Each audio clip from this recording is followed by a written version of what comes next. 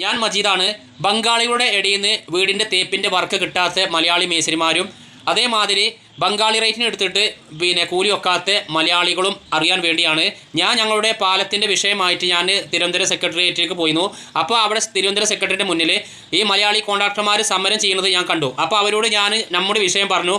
അപ്പോൾ അവർ അതിന് ഒരാൾ എന്നോടൊരു കാര്യം പറഞ്ഞു. ആ കാര്യം ഞാൻ പറഞ്ഞു തരുന്ന മുന്നേ അവരുടെ സമരം ഒന്ന് കണ്ടു നോക്കി നിങ്ങൾ. എന്താണത്? ടിക്കറ്റ് വേണ്ട പാർട്ടിൻ്റെതാ? പാർട്ടിൻ്റെ ഏത് പാർട്ടിൻ്റെ അല്ലേ?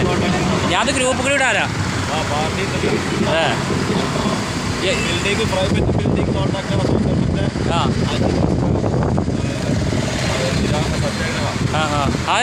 എന്താണ് അതേ പിന്നെ ഇത് കൂലിയൊക്കെ അതോടെ അതോ എനിക്കറിയില്ല.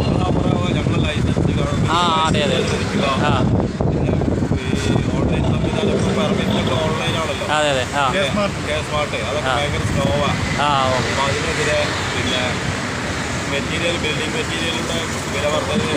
ആ ഏതായാലും ആൾക്കാർ അറിഞ്ഞോട്ടെ അല്ലേ? Okay okay.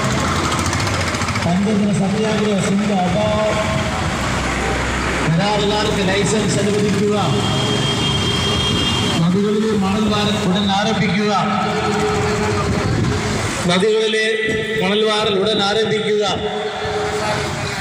അപ്പോൾ ആ സമരത്തിൻ്റെ ഐക്യം നിങ്ങൾ കണ്ടില്ലേ?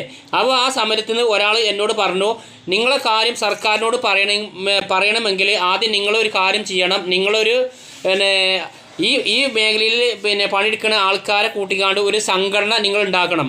ഒരു വലിയ സംഘടന ഉണ്ടാക്കി കഴിഞ്ഞിട്ട് നിങ്ങൾ ആദ്യം വേണ്ടത് ഇതേമാതിരി സെക്രട്ടറിയുടെ മുന്നിൽ വന്നുകാണ്ട് നിങ്ങൾ സമരം ചെയ്യണം. സമരം ചെയ്യുമ്പോൾ ഒരു ഫ്ലെക്സ് ബോർഡ് എന്നുവെച്ചാൽ മലയാളി സിമെൻറ്റ് തേപ്പ് കൂട്ടായ്മ പറഞ്ഞാണ്ട് ഒരു ഫ്ലെക്സ് ബോർഡ് നിങ്ങളെ കാര്യം കൂടി ആ ഫ്ലെക്സ് ബോർഡിൽ എഴുതി ചേർത്തുങ്ങാണ്ട് നിങ്ങൾ ഒരു കച്ചറ ഉണ്ടാക്കാത്ത രീതിയിൽ നിങ്ങൾ സമരം ചെയ്യണം.